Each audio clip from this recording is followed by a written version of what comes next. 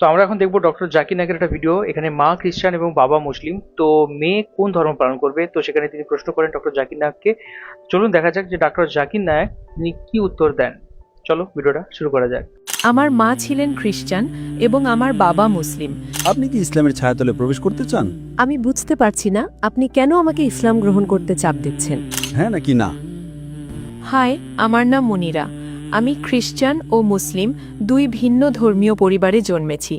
আমার মা ছিলেন খ্রিস্টান এবং আমার বাবা মুসলিম, কিন্তু যখন আমার ইসলাম শেখার প্রয়োজন ছিল তখন বাবা আমার কাছে ছিলেন না।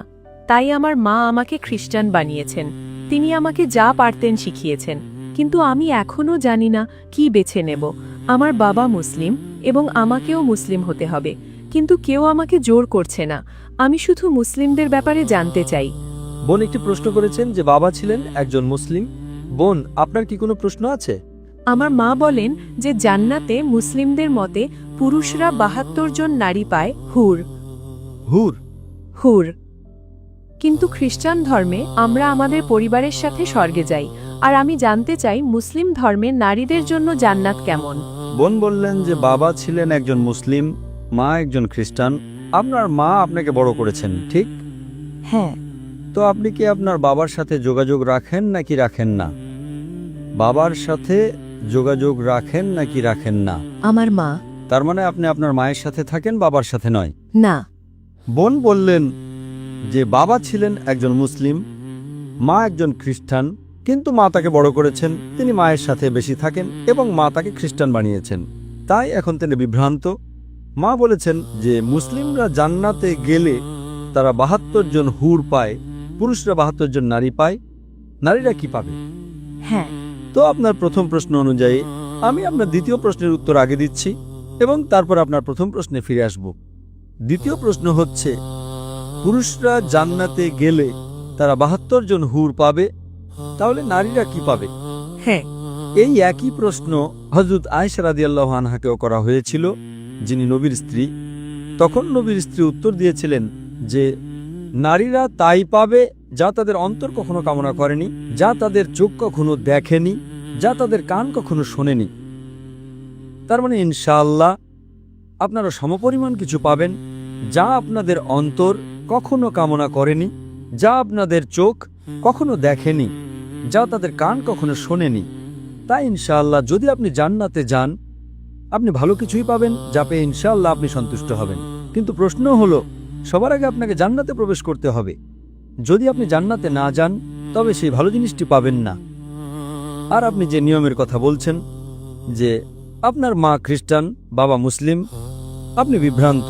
আমি একটু আগে ভাইকে যে সূত্রটা দিয়েছিলাম সেটা আপনার ক্ষেত্রেও প্রযোজ্য। অন্তত সেটা মানুন যা উভয় ধর্মেই এক। উভয় ধর্মগ্রন্থ কোরআন এবং বাইবেলে যা কমন, অন্তত সেটা মেনে চলুন। বাইবেলের কোথাও বলা নেই যে যিশু ঈশ্বর। বোন, আপনি কি বিশ্বাস করেন যিশু ঈশ্বর? না। খুব ভালো, কারণ বাইবেলের কোথাও বলা নেই, সম্পূর্ণ বাইবেলে একটিও পরিষ্কার বাক্য নেই যেখানে যীশু খ্রিস্ট আলাইহিস সালাম নিজে বলেছেন যে আমি ঈশ্বর বা আমার উপাসনা করো। আমরা বিশ্বাস করি ইসলাম হলো একমাত্র অখ্রিস্টান ধর্ম যা যীশু খ্রিস্ট আলাইহিস সালামের উপর বিশ্বাস করাকে ঈমানের অঙ্গ মনে করে। তাই আপনাকে যীশু খ্রিস্ট আলাইহিস সালামে বিশ্বাস করতে হবে, কিন্তু আমরা বিশ্বাস করি তিনি ছিলেন ঈশ্বরের অন্যতম শক্তিশালী একজন রাসূল। বাইবেল বলে ঈশ্বর এক। যীশু খ্রিস্ট আলাইহিস সালাম বলেছিলেন, এটি গসপেল অফ মার্কের 12 নম্বর অধ্যায়ের 29 নম্বর আয়াতে উল্লেখ আছে। সেখানে বলা হয়েছে, שמע ইসরাঈল আদনাহিন আদনাইখাদ, অর্থাৎ শোনো ও ইসরাইল, প্রভু আমাদের ঈশ্বর হলেন একমাত্র প্রভু। আপনি যদি বাইবেল পড়েন, সেখানে মুহাম্মদ সাল্লাল্লাহু আলাইহি সাল্লামের ভবিষ্যৎবাণী সম্পর্কে উল্লেখ আছে। মুহাম্মদ সাল্লাল্লাহু আলাইহি সাল্লামের ভবিষ্যৎবাণী ওল্ড টেস্টামেন্ট এবং নিউ টেস্টামেন্ট উভয় জায়গাতে উল্লেখ আছে। বিস্তারিত বলার মতো সময় আমার হাতে নেই, আমি শুধু রেফারেন্সগুলো দেব।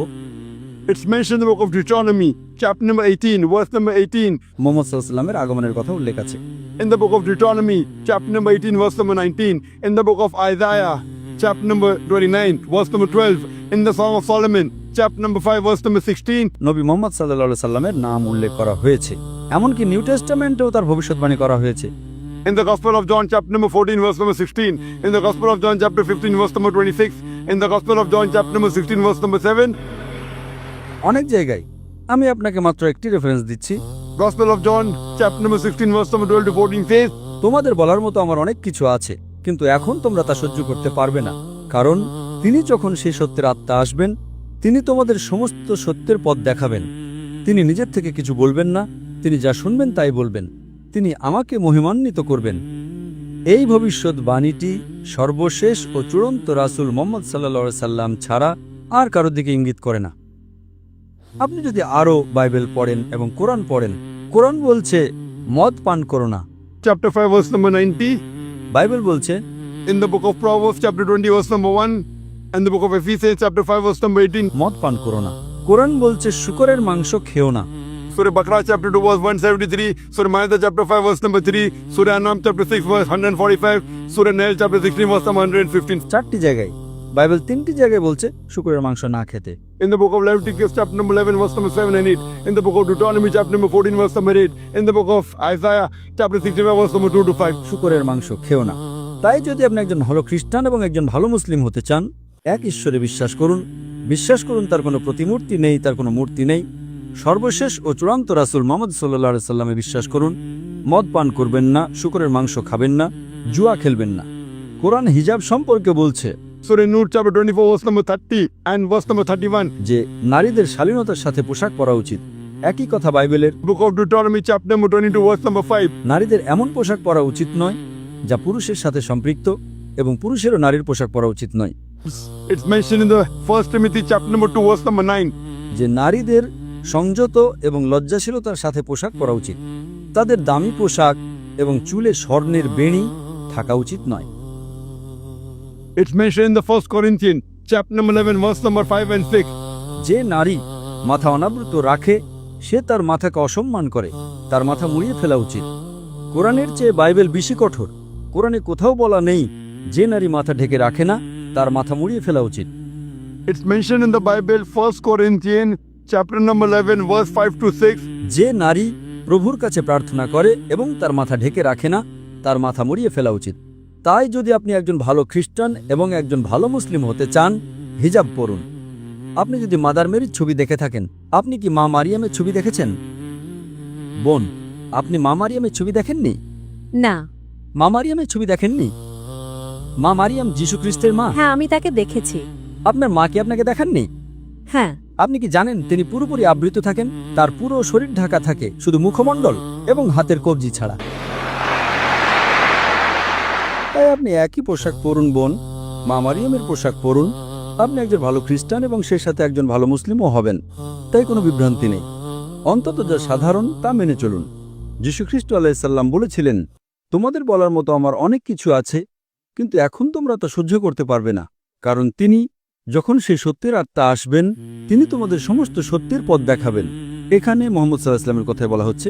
এখন নবী মুহাম্মদ সাল্লাল্লাহু আলাইহি ওয়াসাল্লাম ইতিমধ্যেই চলে এসেছেন, তার কাছে কোরআন নাজিল হয়েছিল। আপনি কোরআন এবং সর্বশেষ ও চূড়ান্ত রাসূলের সহিহ হাদিস পড়ুন। আপনি একজন খুব ভালো খ্রিস্টান এবং একজন খুব ভালো মুসলিমও হবেন বোন। বোন, আপনি কি বিশ্বাস করেন ঈশ্বর একজন? হ্যাঁ। আপনি কি বিশ্বাস করেন যিশু ঈশ্বর? না। আপনি কি বিশ্বাস করেন নবী মুহাম্মদ সাল্লাল্লাহু আলাইহি ওয়াসাল্লাম ঈশ্বরের একজন রাসূল? হ্যাঁ। মাশাআল্লাহ। তাহলে অন্তত আপনি ইসলামের মৌলিক নীতিগুলোর সাথে একমত। তাহলে আপনি কি শাহাদা পাঠ করতে চান? আপনি কি ইসলামের ছায়াতলে প্রবেশ করতে চান? আমাকে এখনো চিন্তা করতে হবে। যদি আপনি বিশ্বাস করেন ঈশ্বর এক, যদি বিশ্বাস করেন নবী মুহাম্মদ সাল্লাল্লাহু আলাইহি ওয়াসাল্লাম ঈশ্বরের একজন রাসূল, যদি বিশ্বাস করেন যিশু ঈশ্বর নন, তাহলে আপনি প্রবেশ করতে পারেন। বাকি বিষয়গুলো আপনার কাছে পরিষ্কার হয়ে যাবে। স্কুলে ভর্তি হন, তারপর আপনি আরো অনেক কিছু শিখতে পারবেন। কিন্তু যদি আপনি 100% নিশ্চিত হন যে ঈশ্বর এক, যদি 100% নিশ্চিত হন যিশু ঈশ্বর নন, যদি 100% নিশ্চিত হন যে নবী মুহাম্মদ সাল্লাল্লাহু আলাইহি ওয়াসাল্লাম ঈশ্বরের একজন রাসূল, তাহলে মুসলিম হওয়ার জন্য এটাই আপনার প্রাথমিক আবশ্যকতা। এবং তারপর পরবর্তীতে আপনি হিজাব করতে পারেন, সালাত আদায় করতে পারেন, শুরু করতে পারেন ধীরে ধীরে।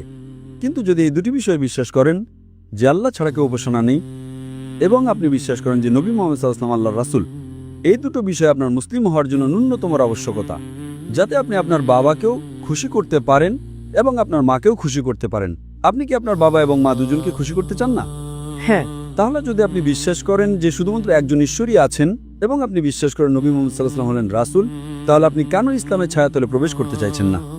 কারণ আমি এ ব্যাপারে খুব বেশি জানি না। আমার মা খ্রিস্টান, বাবা মুসলিম, আমি কাউকে কষ্ট দিতে চাই না। ঠিক আছে, যখন স্কুলে ভর্তি হন আপনি জানেন না 10ম শ্রেণীতে কি পড়ানো হয়। আপনি কি জানেন হ্যাঁ নাকি না? যখন আপনি স্কুলে ভর্তি হন, যখন আপনি নার্সারিতে যান, আপনি আরও শিখবেন।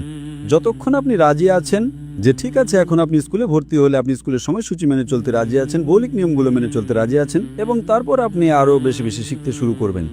তো এখানে যদি আপনি মৌলিক নিয়মগুলোর সাথে একমত হন যে ঈশ্বর এক, যিশু ঈশ্বর নন, তিনি ঈশ্বরের একজন রাসূল, এবং নবী মুহাম্মদ সাল্লাল্লাহু আলাইহি ওয়াসাল্লাম ঈশ্বরের একজন রাসূল, এগুলো হলো প্রাথমিক আবশ্যকতা। পরবর্তীতে আপনি যত বেশি বেশি জ্ঞান অর্জন করতে থাকবেন, আপনার আমল বাড়তে থাকবে, আপনি একজন ভালো খ্রিস্টান এবং সেই সাথে একজন ভালো মুসলিমও হবেন বোন। এতে সময় লাগবে, কিন্তু মৌলিক বিষয়গুলো যদি আপনি ভালো করে জানেন, আমি মনে করি আপনার দলে প্রবেশ করা উচিত, এবং তারপর আল্লাহ আপনাকে আরও মেনে চলতে সাহায্য করবেন। বোন, আপনি কি ইসলাম গ্রহণ করতে চান? এখন না। ঠিক আছে, ইনশাল্লাহ বাড়িতে যান, এটা নিয়ে চিন্তা করুন আর নিশ্চিত হন। একবার নিশ্চিত হলে দ্রুত প্রবেশ করুন। আপনি জানেন না আপনি কতদিন বাঁচবেন, একেবারে না হওয়ার চেয়ে দেরিতে হওয়া ভালো। আর আপনি জানেন না আপনি কতদিন বাঁচবেন, তাই আমার আপনার অনুরোধ, আপনি বাড়িতে যান, আরও গবেষণা করুন, আরও পড়াশোনা করুন, এবং যত দ্রুত আপনি নিশ্চিত হবেন আপনি ইসলামের ছায়াতলে আসুন, যাতে আপনি জান্নাতে যেতে পারেন, আপনি স্বর্গে যেতে পারেন। অন্যথায় আপনি জান্নাতে যাবেন না। আশা করি উত্তরটা পেয়েছেন। ধন্যবাদ। এখানে আমরা দেখতে পেলাম যে ডক্টর জাকির নায়েক বললেন যে কিভাবে ইসলাম ধর্ম এবং হচ্ছে খ্রিস্টান ধর্ম, এই দুটো ধর্মর মধ্যে অনেকগুলো সাদৃশ্য রয়েছে এবং দুটো ধর্মের কিছু জিনিস অবশ্যই কমন এবং অনেকগুলো জিনিস অ্যাকচুয়ালি কমন রয়েছে এর মধ্যে। অ্যান্ড যত আমাদের জ্ঞান বাড়বে, যত আমাদের নলেজ বাড়বে, তত আমরা এটুকু জানতে পারবো যে ঈশ্বর অ্যাকচুয়ালি এক, ঈশ্বরের মধ্যে কোনো অ্যাকচুয়ালি ভেদ নেই। আমরা ভিন্ন নামে তাকে ডাকি, ভিন্ন সংস্কৃতি অনুযায়ী ভাষা ভিন্ন, ভিন্ন ভাবে তার আরাধনা করি, ভিন্নভাবে তার উপাসনা করি, কিন্তু ঈশ্বর সেই এক।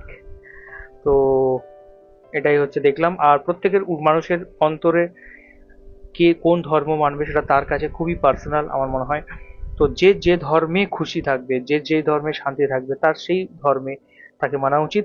এবং প্রত্যেক ধর্মকে আমার মনে হয় সবাইকারই স্টাডি করা উচিত এবং একে অপর ধর্মকে রেসপেক্ট করা উচিত এবং রেসপেক্ট করে সেই জায়গা থেকে জানা উচিত। জানার জন্য আমার মনে হয় সকল ধর্ম থেকেই আমার মনে হয় জানা উচিত। যত আমরা জানবো, একে অপরের ধর্মকে সম্মান করব, তত এই পৃথিবী অনেক সুন্দর হবে। তার সাথে সাথে একে অপরের সাথে সম্পর্কও কিন্তু অনেক বেশি ভালো থাকবে। তো সকলে খুব ভালো থাকুন, সুস্থ থাকুন আর দেখতে থাকুন আমাদের চ্যানেল। এই ছিল ডক্টর জাকির নায়েকের আজকের ভিডিও। আপনাদের কিরকম লাগলো সেটা অবশ্যই কমেন্ট করে জানাবেন। আর কোন কোন ভিডিওর উপর আমরা রিয়াক্ট করতে পারি সেটাও কিন্তু অবশ্যই কমেন্ট করে জানাবেন। এখনকার মতো এই পর্যন্তই, দেখা হবে আবার পরবর্তী ভিডিওতে। ততক্ষণের জন্য ভালো থাকুন, সুস্থ থাকুন আর দেখতে থাকুন আমাদের চ্যানেল। টাটা।